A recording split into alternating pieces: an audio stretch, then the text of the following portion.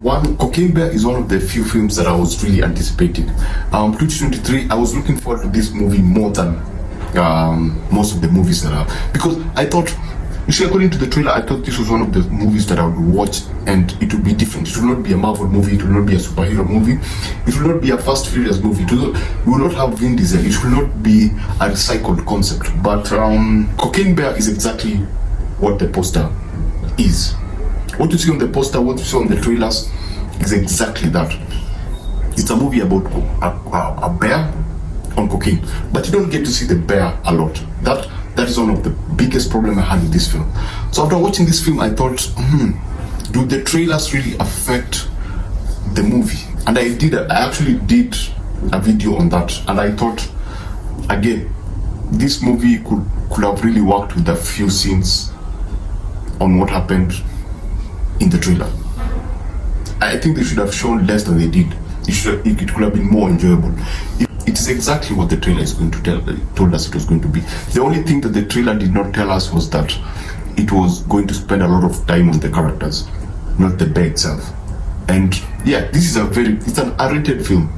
So the R rating is not just there for decoration. It's not there to just sell the movie, to go like, oh, this is an R-rated movie, come and see it. No, there's a reason for that.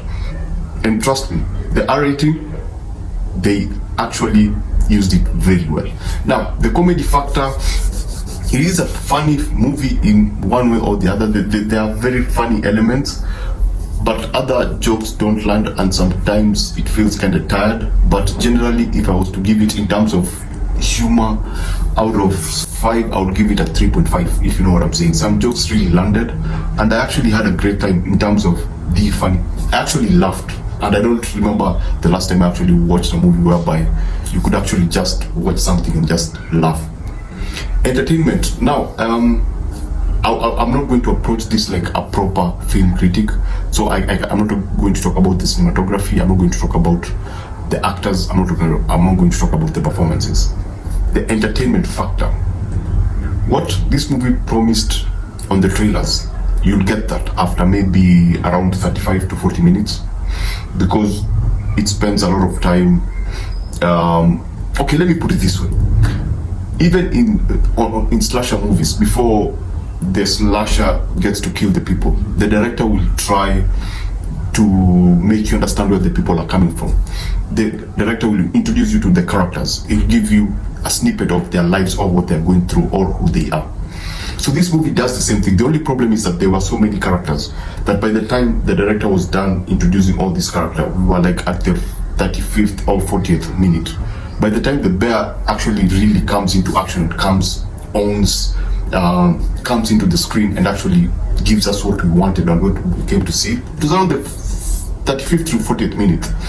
So it took a lot of time because the director was trying to establish these other characters and make us understand why they're there, why they're in the forest, what they're looking for.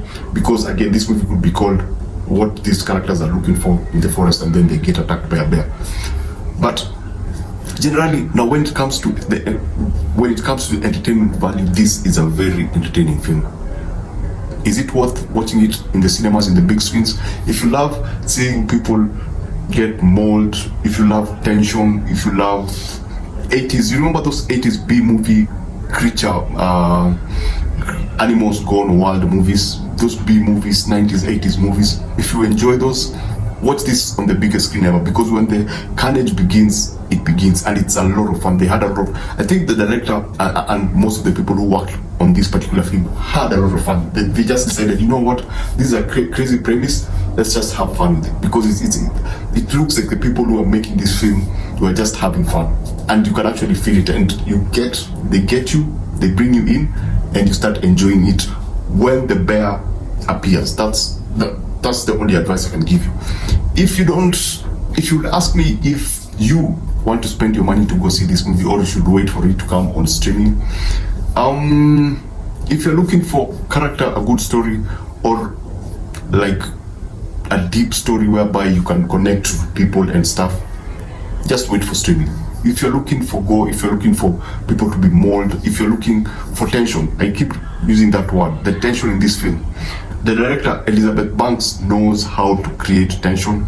He knows how to some jump scares actually work. I was shocked. Some parts of the movie when the bear comes, it makes you uncomfortable. Let me just put it that way. Some things you don't see coming. When the attacks happen, when some attacks happen, they actually startle you, despite the fact that you knew they're happening based on the trailer. So she knows how to craft tension. She knows how to craft thrill, especially when the bear is involved. I keep repeating that. So if that's what you like, go see it in the biggest screen. Go watch it in the biggest screen possible. If you love dark humor mixed with a bit of gore and a bit of terror, let me use that word, terror, then you can watch this on the biggest screen possible. So Cocaine Bear, did it live up to my expectation? Yes, in a way. I wish I didn't watch the trailer, because some things, now the trailer didn't spoil. What you saw in the trailer is just a small percentage of the full sequences. There are actually very full dynamic sequences that are in the film with the bear. I wish I hadn't seen the trailer. I think my experience would have been a bit more better. But generally, yeah, it gave me what I wanted in parts. The last half of the film gave me what I went to see.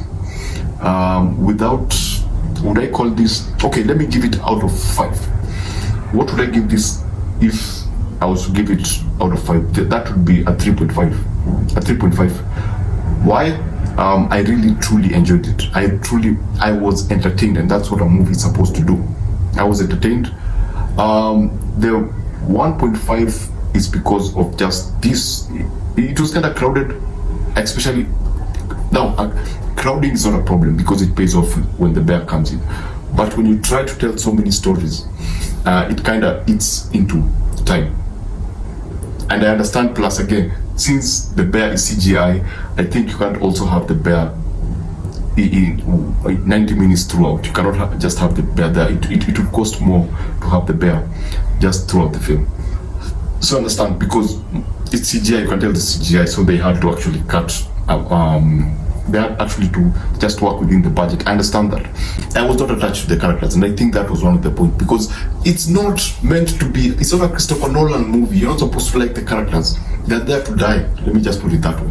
So Cocaine Bear is a 3.5 out of 5. If it's available or in a cinema near you, Sunday afternoon, you can go see it and you'll have a good time. If you've seen Ant-Man and you're looking for something else good to see on the big screen, it has the potential to be that. If you're looking for a more dynamic movie in terms of character, that's not the movie for you. If you don't love gore, this is not the movie for you. If you don't have a lot of money to spend on a film, then you can just wait for it on streaming. So, thanks for watching, and see you on the next one.